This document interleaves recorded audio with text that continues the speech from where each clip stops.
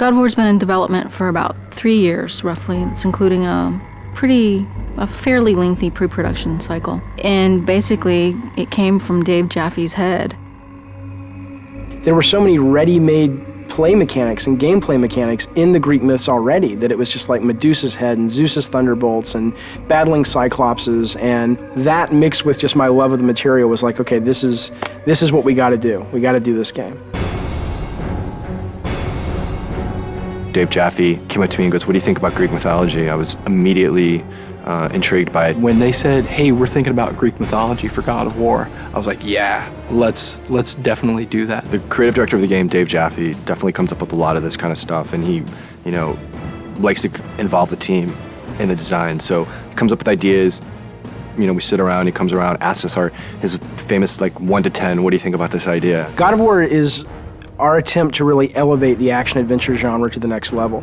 We wanted to bring combat, exploration, navigation, puzzle solving, all of sort of the classic elements of the genre, but we wanted to bring those to players in a fresh way, in a way that they haven't really seen before, and also at a scope and at a level and sort of this epic feel that they haven't really gotten before in a game. That's the whole idea behind God of War, is it's not just a game, it's an adventure like a movie.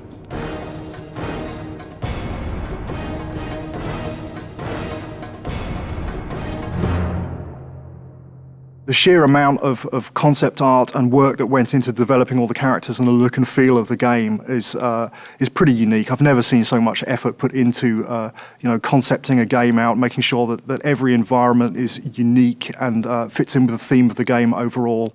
I gave them my influences. It's really to their credit that they were able to sort of extrapolate what I was really going for into art, amazing art. So I ended up sort of getting what I wanted, which was this high adventure, amazing fantasy setting, which was inspired by the stuff that I grew up with, the movies that I grew up watching. But exactly how the game ended up looking the way it did was really, you'd have to ask the artist. Charlie Wynn has been part of the studio for quite some time, and what he's brought to God of War is extremely valuable.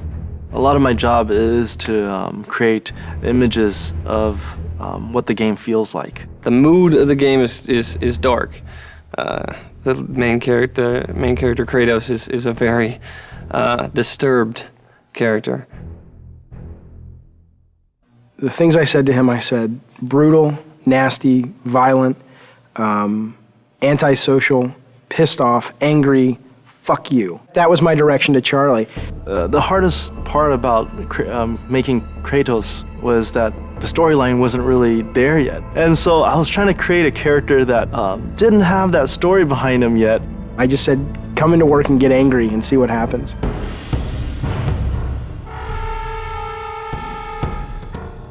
What they came back with was their versions of anger and the things that they were mad at and the things that, it was really kind of neat because you got to look at the concept art and kind of see how everybody dealt with anger and madness and chaos. The solution was to sort of start stripping away everything. Every time we took away a piece of armor, every time we took away a helmet, a shield, we started seeing more of this animalistic side to this character. Once we got that, it was just an issue of whittling it down, from those 15 images, all of which felt the most brutal, and said out of all these 15, that's the one.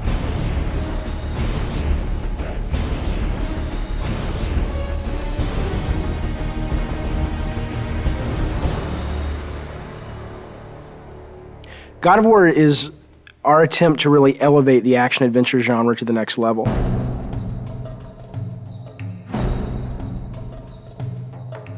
We're trying to do so much right now. We want to bring this, this experience to people, and we want it to be realistic. In order to do that, we have to push the PlayStation 2 as far as it possibly can go.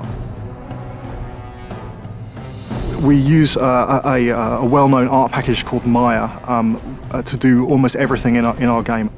When we first started the game, it was how do you create beautiful, lush environments that are high polygon count, high texture detailed, beautiful lighting, and just consistent through the game. Technologically, 4 or 5 years into a console, most of the big problems have been solved. So it's just a question of doing it better than everyone else. You first start with the sheet, and the sheet is also known as collision. That's the very bare bones minimum level of detail that the player actually interacts on. Any of these walls that the player can't go beyond. So this is the confines of the level. This is what, what you're actually playing in, but that's not what you see. That's what the game's running in the background. If I turn the sheet off, now you can see there's actual artwork associated with that. Well, we definitely wanted to make the player feel like they were in ancient Greece. It's to go from really dark, depressing feelings where you feel like, I just want to get out of here, to very bright, and you're in the desert, and it's to make you feel like, wow, okay, it's a vast world. It's really big world out there. God of War is it's gonna look real, but it's also gonna have a take to it, like a little bit of a fantasy twist, over the top, like blood and guts. I don't think that there's any other PlayStation game that achieves that that's out there.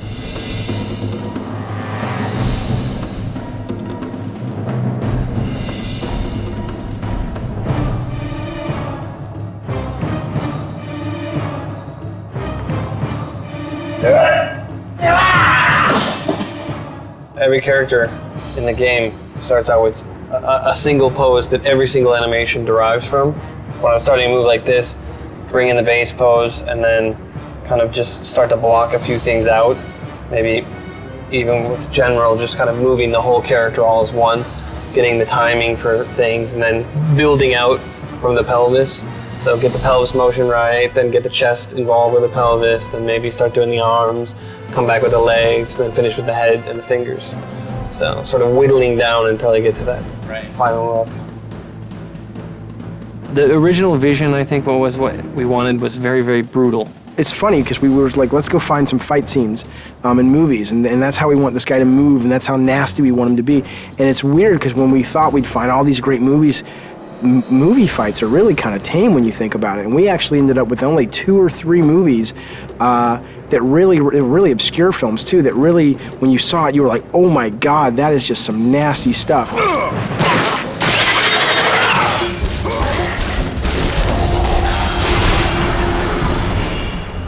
There's been quite a few gameplay design sessions or meetings with the animators where we get extremely we move around a lot. My setup situation as I'm putting enemies into the game and I'm trying to get them very playable so that they can be placed in levels and go around is this big cartoony shaped, very bright arena. And it's just a big wide open space, and I put the guys in that, and I fight with them there, I tune them there, I set up all their moves and combos and their reactions. The Medusa head animation, ripping the head off the Medusa, very long development cycle for that one. It was redone several times. We obsessed over it. I pissed off everybody. The animations aren't brutal enough. The art's not brutal enough. There's not enough blood. I want this game to make players just go nuts and feel that sense of anger and chaos.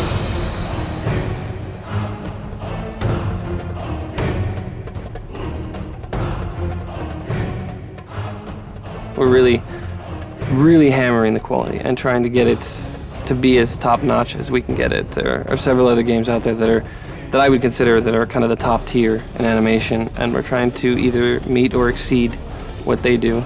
People are going to go, oh my God, this is what action-adventure games have supposed to have been since the very beginning.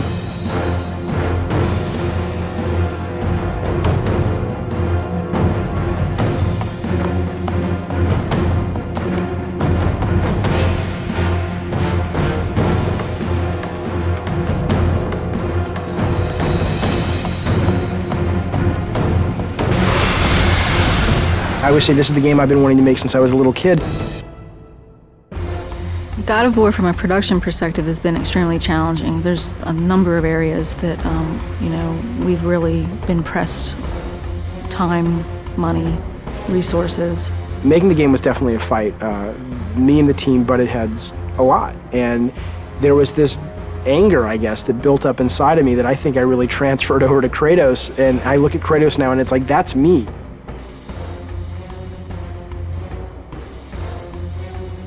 I think we verbally abuse each other multiple times during the day. It's one of those, it's a great high-low thing. We start out the day, we're really happy, and then throughout the day we get very upset with each other, and then happy with each other, and then upset, and hopefully we can leave and we're happy with each other, and then we come back and we're happy with each other again. I'm always the guy that the engineers want to strangle because I try to absolutely push this engine to the max. We've wanted to strangle each other at least once a week. The prospect of beating the shit out of other workers has occasionally arisen. We have not actually had any fist fights on the game yet. No, fist fights certainly aren't allowed in a professional environment. If we're going to get into a physical fight, it's going to happen in the next 3 months. We're going into the most stressful time of making a game, which is the alpha-beta process. Alpha. Alpha. Alpha. Alpha, baby. Alpha. So we're an hour from alpha. Nothing's tuned and nothing's finished. What I am is tired. Tired. Tired, tired and more tired. This is what alpha is, right? All the pieces are there, but it doesn't play right yet, and it doesn't feel right yet, and...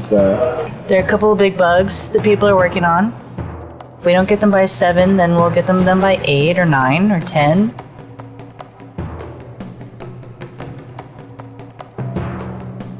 Three years and we're almost done.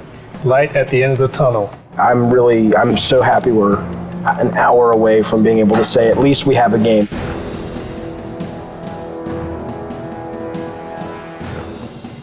Playtesting is fantastically important, and this is the first game that we've really gone to town on the playtesting while the game has been in development.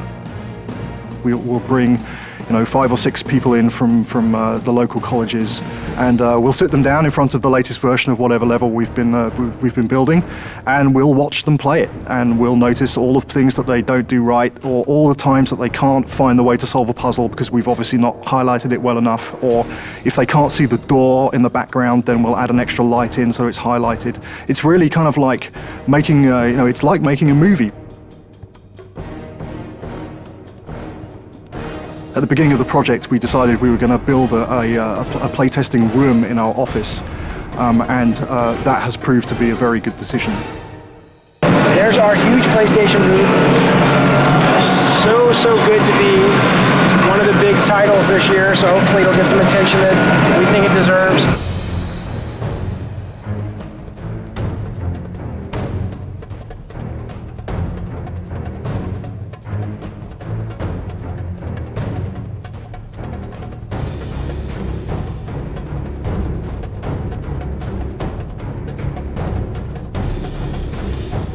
I think whether you're into mythology or not, I think you can't deny the power of a game made by passionate people. God of War is a game that anyone can pick up and play and have a really fun experience. You should play God of War because it'll get you laid.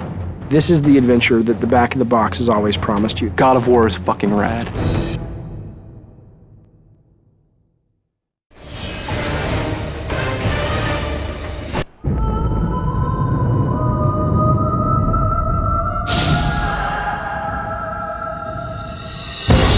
War-ravaged Athens.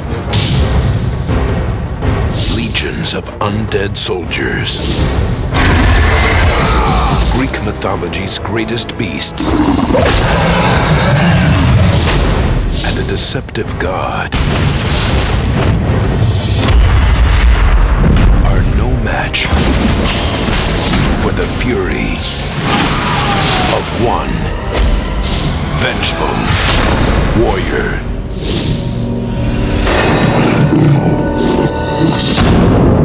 God of War.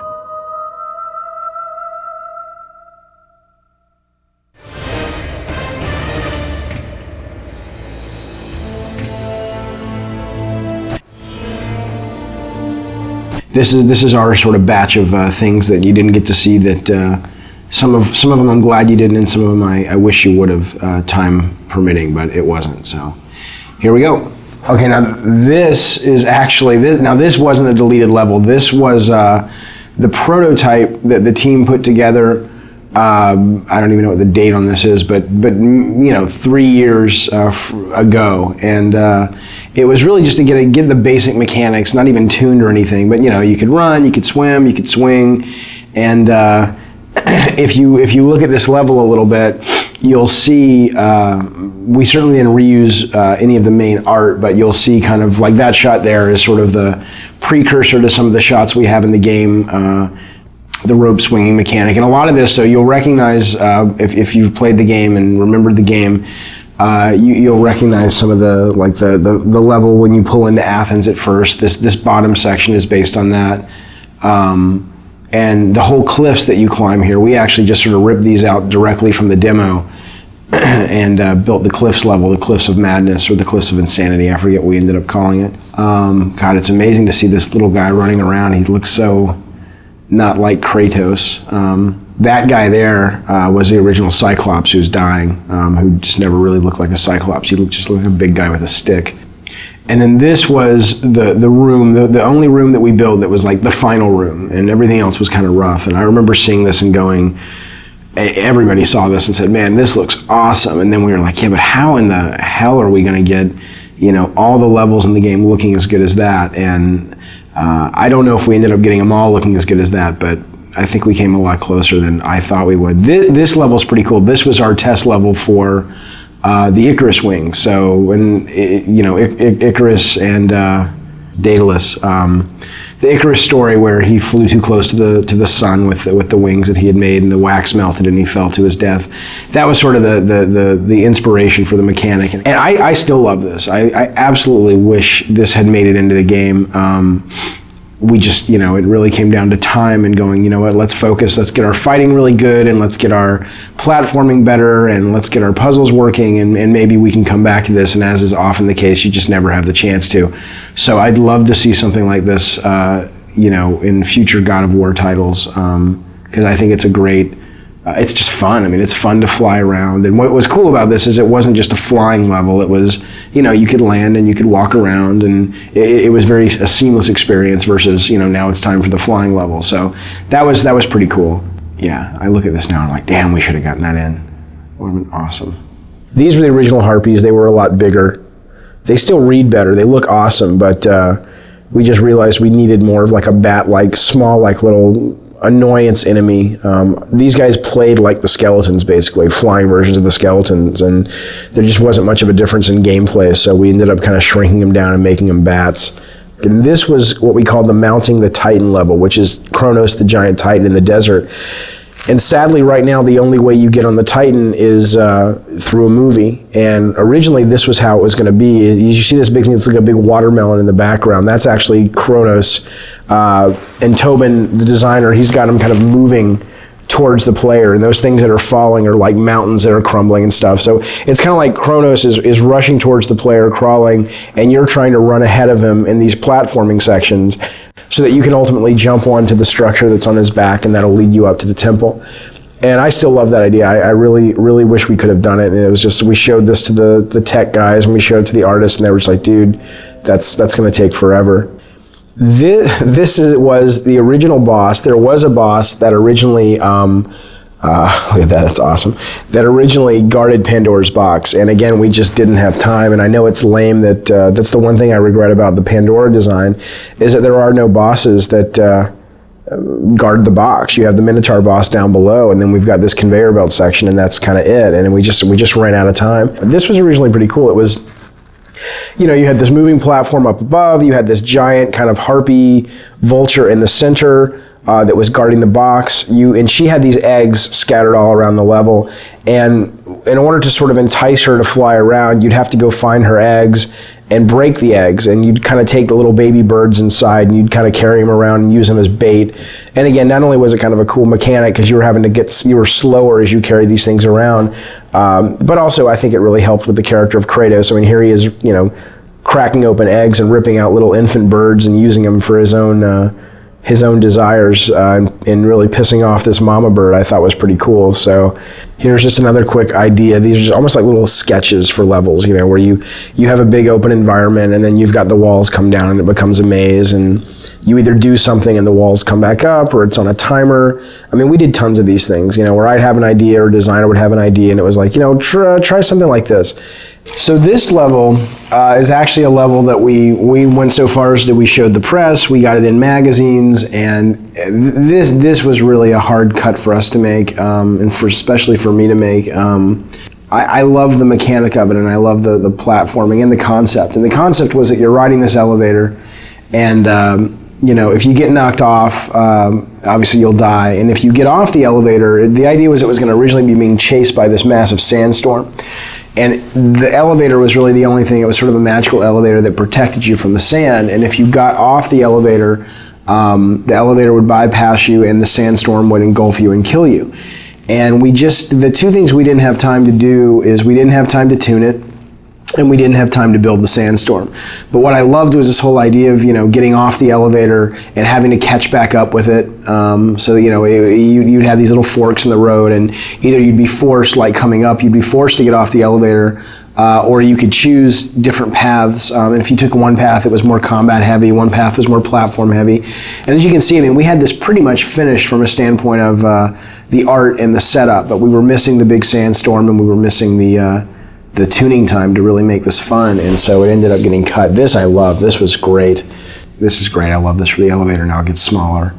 I guess we talked about putting this in the actual, see, they suck. Whoever played this couldn't keep up with the elevator, but that was the whole idea, trying to keep up with the elevator. So it's tough. It's really tough when you have to cut ideas that you're really passionate about out of the game, but you do so you can make the other ideas that you do have in the game shine even brighter. So it's sort of a constant process, or it's a constant aspect of the process that's just a really tough thing that you go through, but I think it's worth it because it makes the overall product better.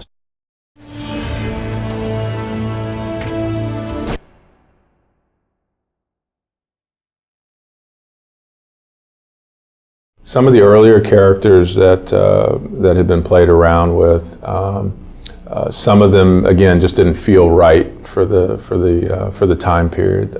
Some of them either felt overdressed or felt too fantasy. A lot of the concepts too got very detailed. There were lots of flowing things, and there was lots of hair, and there was lots of things that if we had to just model it, it probably would have been a little bit tougher to pull it off. There was one character I remember when I first saw it that had kind of almost kind of a tribal feel to it, a very kind of African feel to it, which I thought was pretty cool. Didn't say Greek, but at the same time when I looked at that, I thought that would be a pretty cool character to work with. We went through images of the lone wolf kind of characters where you might have a hero with a little baby or a dog on his back. So just to kind of give something different, about the character and something that you can kind of relate to.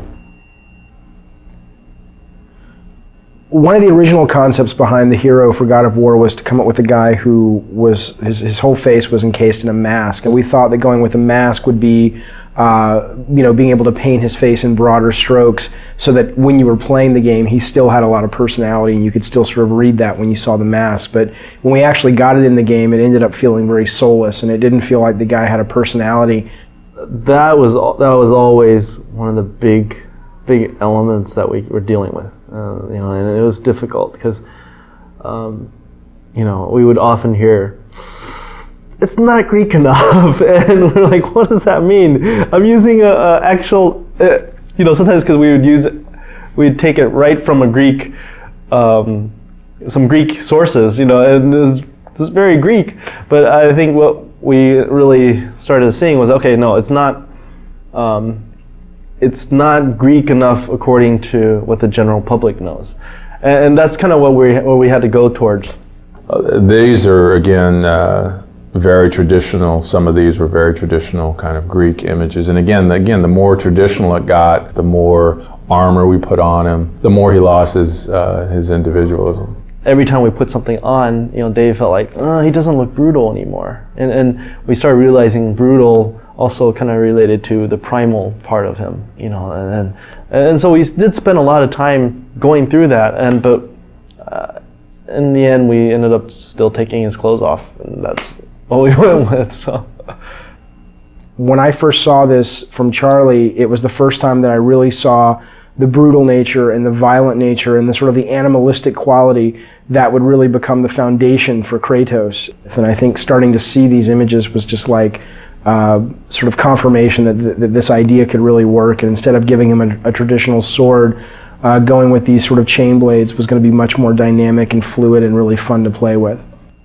The main goal for the character in the game was always to create someone that looked really brutal and really nasty and really violent. Instead of sort of going down the traditional route of a iconic Greek hero with the plume helmet and the skirt and the toga and the sandals, we wanted someone who really made the player feel like he was being able to unleash his dark side. So the idea was always, how can we make him look more brutal? How can we make him look more violent and impulsive and nasty? And that desire always superseded sort of historical accuracy. So while you look at this guy and he may not totally feel at home in ancient Greece from a costume standpoint, I think he achieves the greater purpose, which is to give players a character that they can play who really does let them just go nuts and unleash the nasty fantasies they have in their head.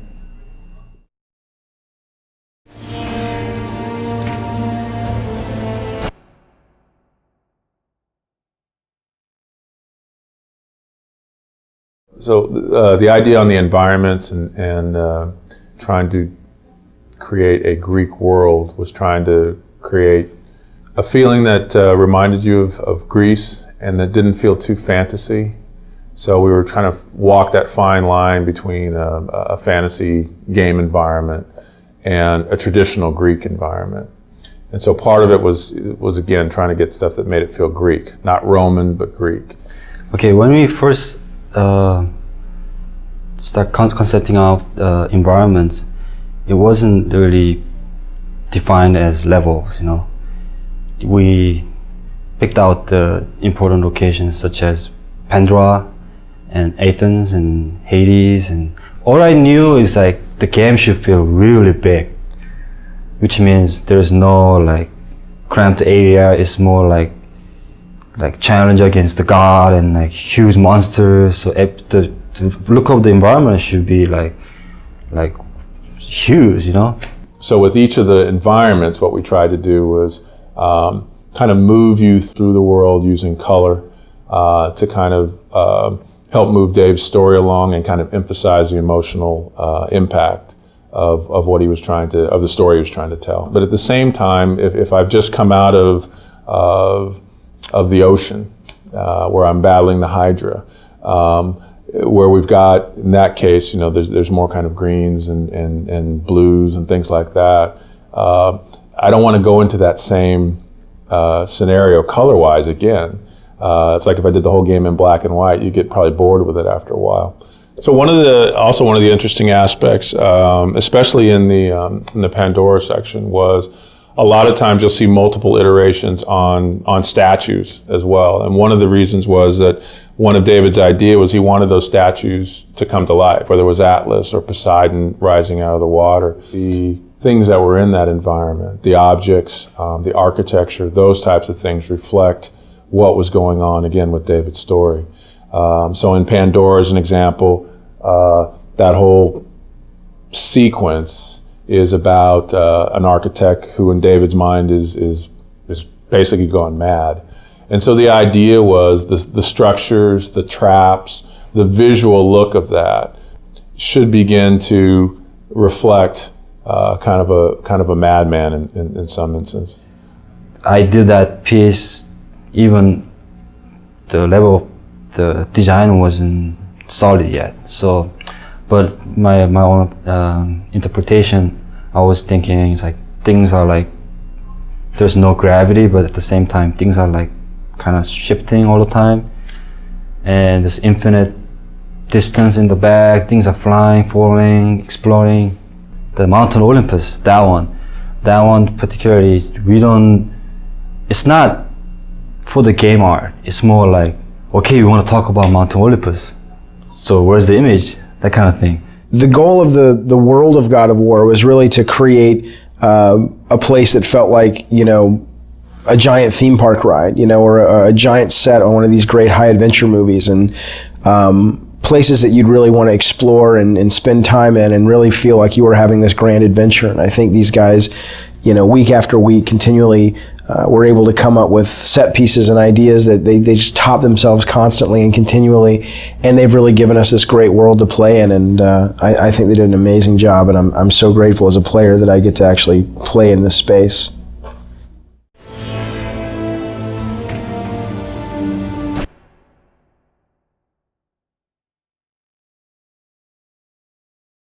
When it came to the characters and monsters and creatures that our hero is going to encounter, we're dealing with characters and creatures that everybody is familiar with. Medusas, Cyclops, centaurs, minotaurs. One of the things that we had to do with all the characters, and I think you'll see this as you look through the concept art, one of the things that was very important to me was that when somebody looked at any of our characters, that they knew what they were. So what we could do basically there, as long as the character was down on all fours and I had 3 heads, you probably would accept that character as a Cerberus. Whether it was a werewolf, whether it was a dinosaur, again, you would still accept that in our world and what we were doing in terms of building the mythology we were building, you would accept that.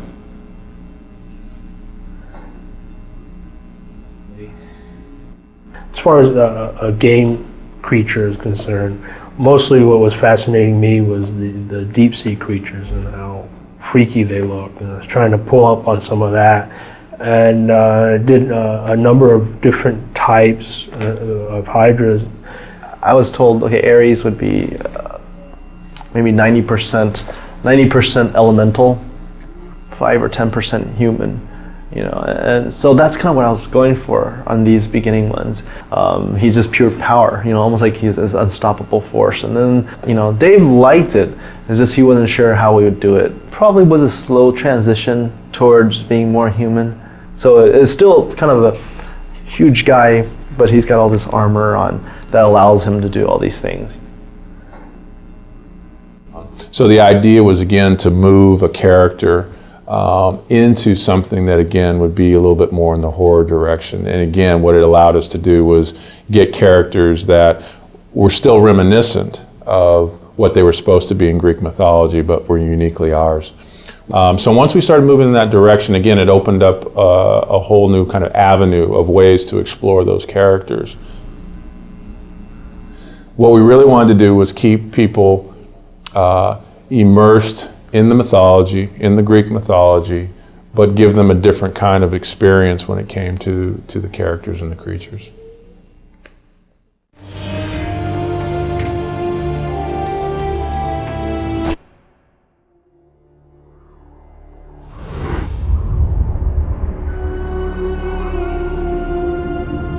When men ask for the origin of Kratos, the true tale was never known. The truth is that Kratos, like all men, began life as a child. But childhood in ancient Sparta was a brutal existence. Children deemed fit and strong were trained to be warriors, the protectors of Sparta. The weaker children were caged, sent to the mountains to fend for themselves. They were not expected to survive. And while Kratos escaped the fate of the weaker children, his brother was not so lucky. The two, once inseparable, were now alone. Kratos would become legend, but the story of his brother has gone untold. A child left in the mountains, he had died years before. Coming of age in the underworld, he had but one desire: revenge against the brother who deserted him all those years ago.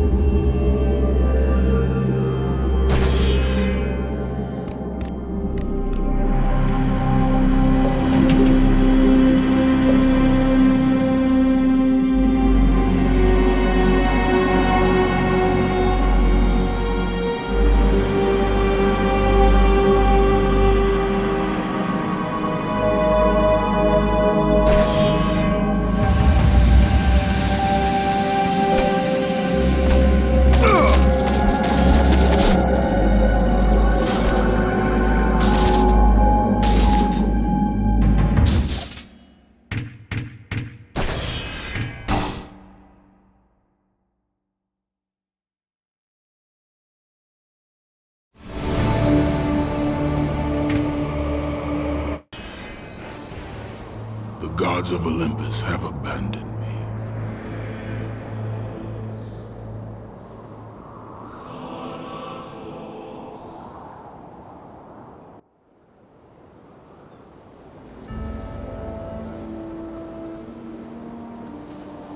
Now there is no hope. And Kratos cast himself from the highest mountain in all of Greece. After 10 years of suffering, 10 years of endless nightmares, it would finally come to an end. Death would be his escape from madness.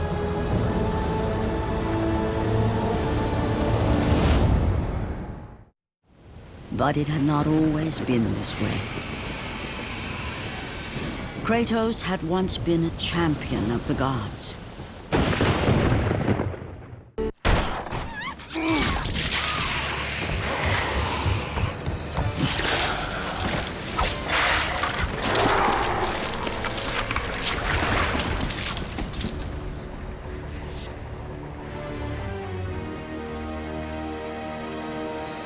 Slaughtered like animals, the victims lay before him, a reminder of his own past, a past he could never escape.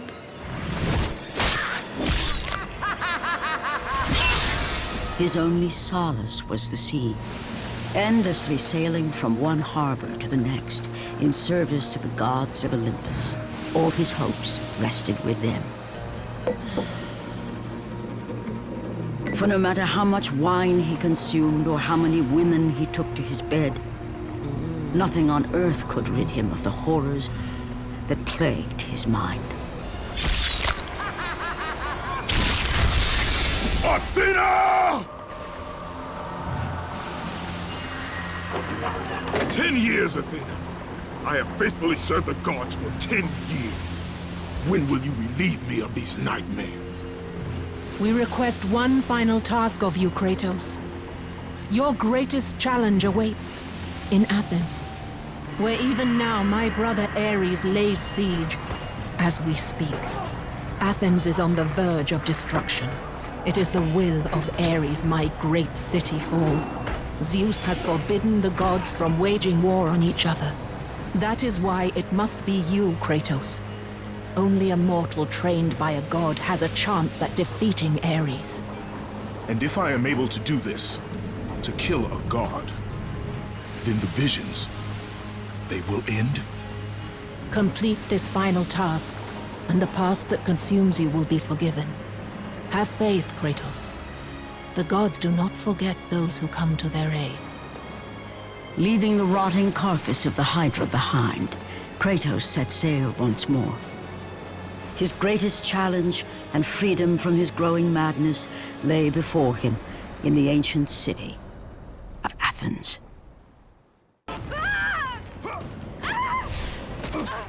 And with that act, Kratos set in motion the events that would lead to his downfall. Kratos, as Athena herself has foretold. But you are late, perhaps too late to save Athens. Or is it Athens you have come to save? No, I can't! We must not stop! And when the Oracle looked into his soul, she saw a beast as well as a man. Once a captain in the Spartan army, Kratos had begun his command with only 50 soldiers. But soon his numbers grew to the thousands. His tactics were brutal, but effective. Drunk with power, he was feared by all, except one. His wife was the only one to brave his fury. How much is enough, Kratos? When will it end? When the glory of Sparta is known throughout the world. The glory of Sparta. You did this for yourself. His desire for conquest knew no bounds, but that which he desired would ultimately consume him.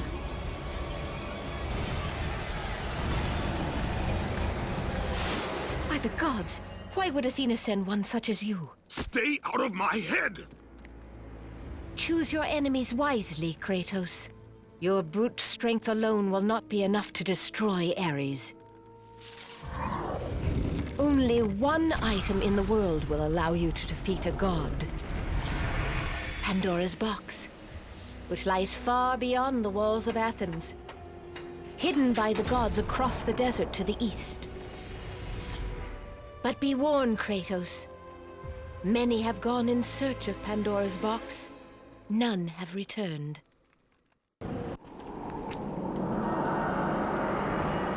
Kratos, the journey forward is perilous, but one you must complete if you are to have any hope of saving Athens. The Oracle spoke of Pandora's box. Can it be real? The box exists. It is the most powerful weapon a mortal can wield. And with such a weapon, I could defeat Ares. With the box, many things become possible, and so it is hidden well, far across the desert of lost souls. There is safe passage through the deadly sands, but only those who hear and follow the siren's song will discover it. You must find the sirens, Kratos. Only they can guide you to Kronos, the Titan. A Titan lives? Kronos is the last.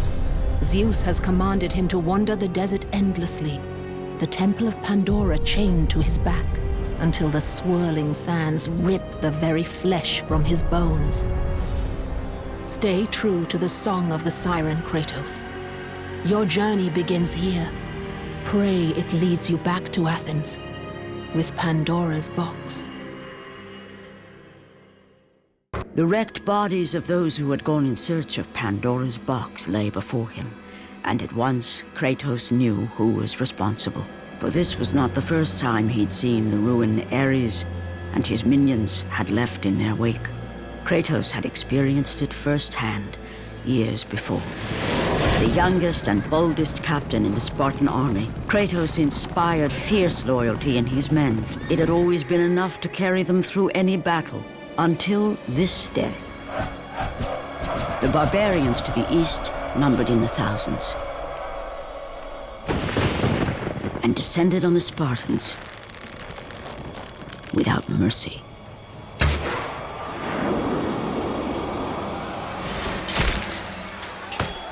The battle lasted near hours.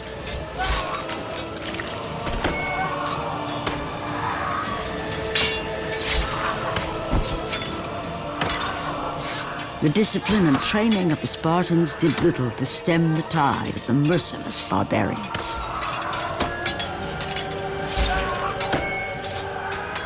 The soldiers faced a massacre, while their young captain faced the end of his brilliant career and his life. But to Kratos, victory was worth any price, even his soul. Ares! Destroy my enemies, and my life is yours.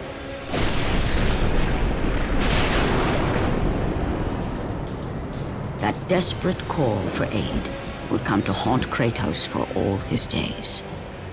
By the gods, what have I become?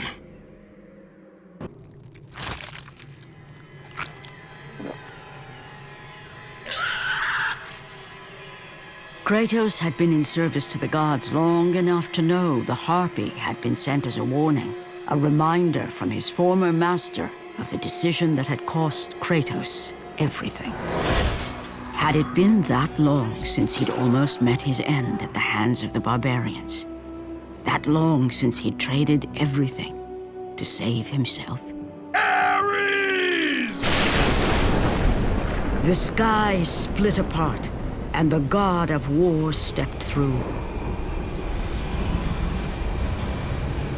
Descending from Olympus, he saw the makings of a god in a mere mortal. Ares would save Kratos. He would turn him into the perfect warrior, his servant on Earth. Only a simple pledge of loyalty was required. My life is yours, Ares. From this day, I shall carry forth your will. And his fate was sealed. As promised, Ares rescued his new disciple, bringing forth the power of a god, destroying those who would slaughter Kratos and his men.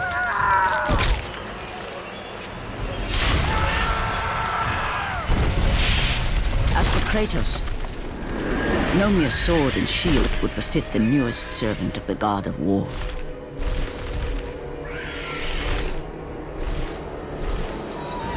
The blades of chaos, forged in the foulest depths of Hades. Once attached, the chains remained so, chained and seared to the flesh, a part of the bearer's body, a permanent reminder of Kratos' pledge. In return, ultimate power. The rage of Ares exploded from within. But soon, he would learn the true cost of such power. A cost too high even for Kratos to pay. Wretched beast! I know who it is you serve. Return to your master. Tell the god of war I am his no longer. Tell him he is not safe while I walk the earth.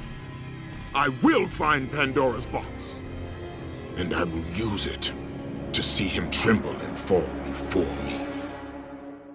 The path before Kratos was clear, but still, the memories came rushing back, as familiar and permanent as the blades chained to his wrists. Memories of what he'd done in the name of Ares. Memories of how he'd become a servant to the god of war. A beast, his humanity robbed and replaced only with the will to murder. No one was safe. Entire armies fell before Kratos and the soldiers who followed him on his unending path of conquest, all in the name of his master. Those who offered resistance of any kind were dealt with quickly. They've built this temple to offer prayers to Athena! This entire village stands as an affront to Lord Ares! Burn this village! Burn it to the ground! Emboldened by the god of war, Kratos' army was ruthless, feared throughout the world for their brutality. All that mattered was conquest in the name of Kratos, their great leader, who had become near invincible. He feared nothing. But there was something about this temple, something forbidden. All his instincts told him he should never cross its threshold. Never step inside. Beware, Kratos. The dangers in the temple are greater than you know. But the village oracle's warning fell on deaf ears. His ambition would not be denied. All who opposed him would die.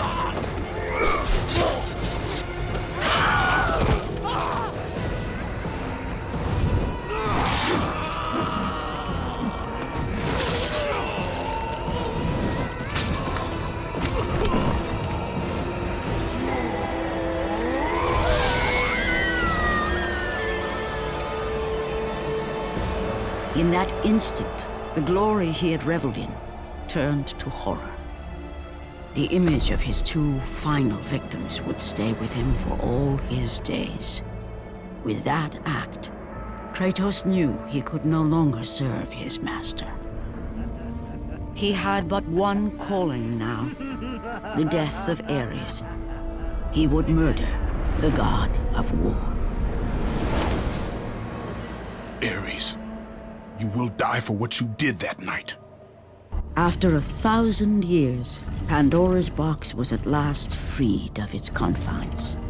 Kratos had found the means to destroy the god of war.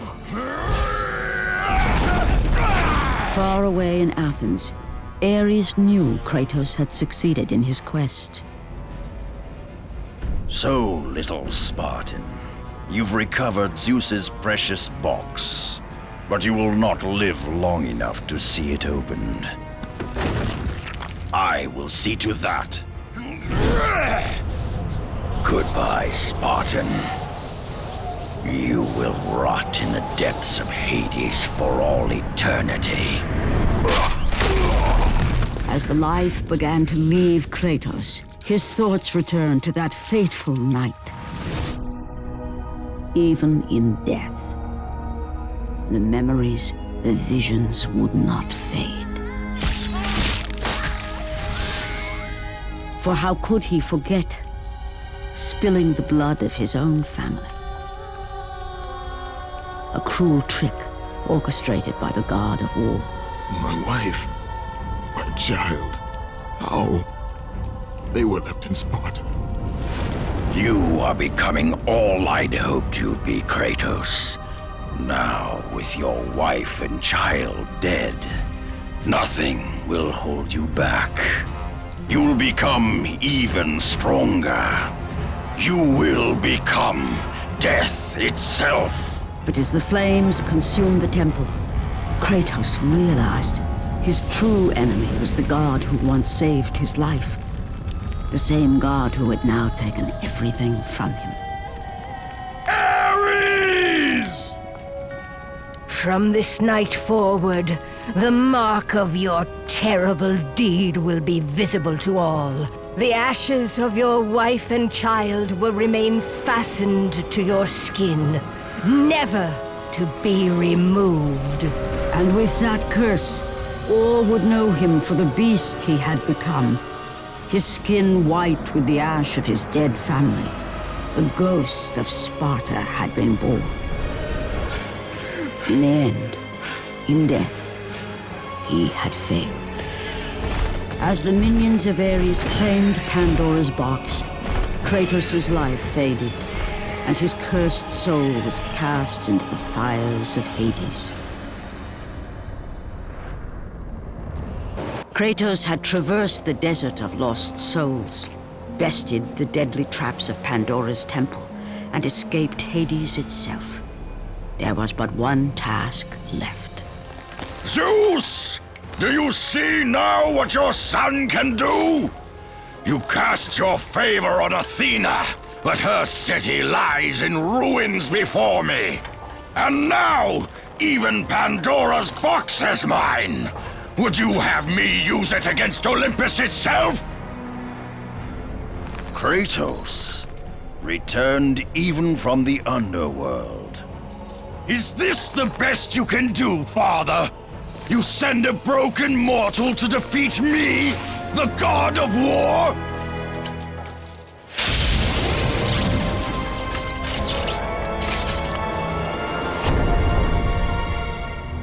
After thousands of years, Pandora's box was finally opened.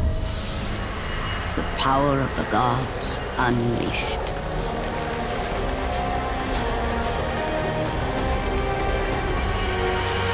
You are still just a mortal.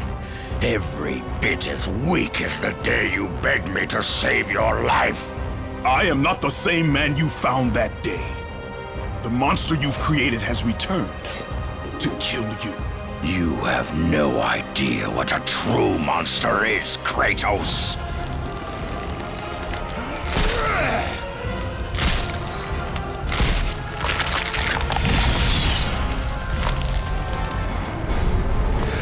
Your final lesson is at hand. Remember, Kratos, it was I who saved you in your time of greatest need. I haven't forgotten, Ares. I remember how you saved me. That night, I was trying to make you a great warrior. You succeeded.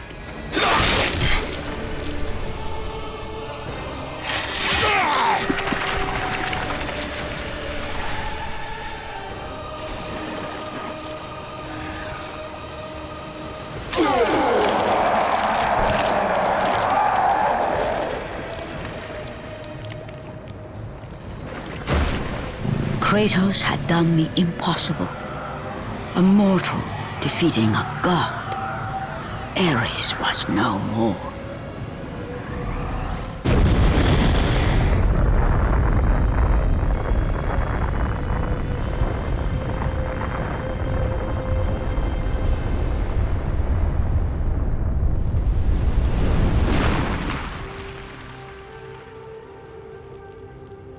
The city had been saved and would thrive again. The same could not be said for Kratos, for as he sought to rebuild his soul with the help of the gods, the truth was revealed to him. Athena, rid me of the memories that haunt me still. You have done well, Kratos. Though we mourn the death of our brother, the gods are indebted to you. We promised your sins would be forgiven, and so they are. But we never promised to take away your nightmares. No man, no god could ever forget the terrible deeds you have done. In the end, knowing the visions of his past would never leave him, Kratos made his way to the bluffs overlooking the Aegean Sea. The gods of Olympus have abandoned me.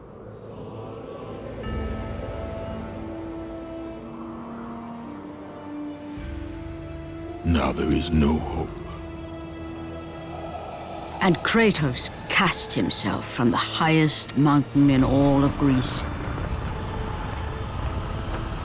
After 10 years of suffering, 10 years of endless nightmares, it would finally come to an end. Death would be his escape from madness.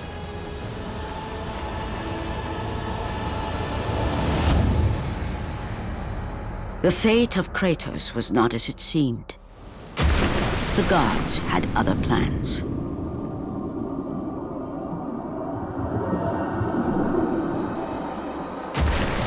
Borne aloft like a feather, Kratos found himself risen from the sea and placed on solid earth. You will not die this day, Kratos. The gods cannot allow one who has performed such service to perish by his own hand. Ares' tactics were brutal.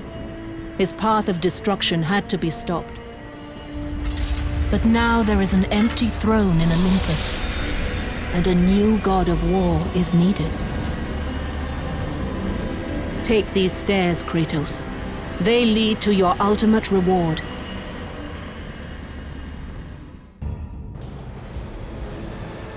And from that point forward, throughout the rest of time, whenever men rode forth to battle for good cause or for evil, they did so under the watchful eye of the man who had defeated a god. They were driven forward by Kratos, the mortal who had become the new god of war.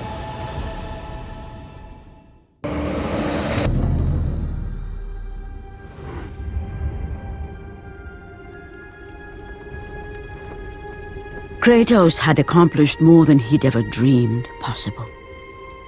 But he did not sit easily on his new throne. There was a secret in his past even he did not know. A secret he burned to uncover.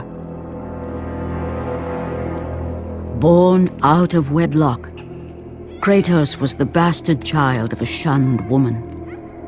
There were rumors as to who the father was. Rumors that grew more and more preposterous. Until the woman finally left her small village. She swore a new life in Sparta. Kratos would never know the truth. Never know who his father really was. But now, as a man, Kratos returned to Sparta, determined to find his mother and discover the truth. Kratos' mother was not long for this world. Before she passed, Kratos demanded she tell him the truth. His mother knew the price she would pay if she revealed the name of Kratos' father. But it was time, at last, for her son to know who he was. No word need be spoken to bring about the prophecy of the curse. She was transformed into a merciless beast, one which would destroy even her own son. Putting aside the last remnants of affection for his mother, Kratos destroyed the beast she had become. With her last breath, she spoke the name of his father. For Kratos was no mere mortal. He was the son of a god. He was the son of Zeus, the father of Olympus. And with that knowledge came the certainty that one day soon, he would take his revenge against the father, against the god who had abandoned him all those years ago.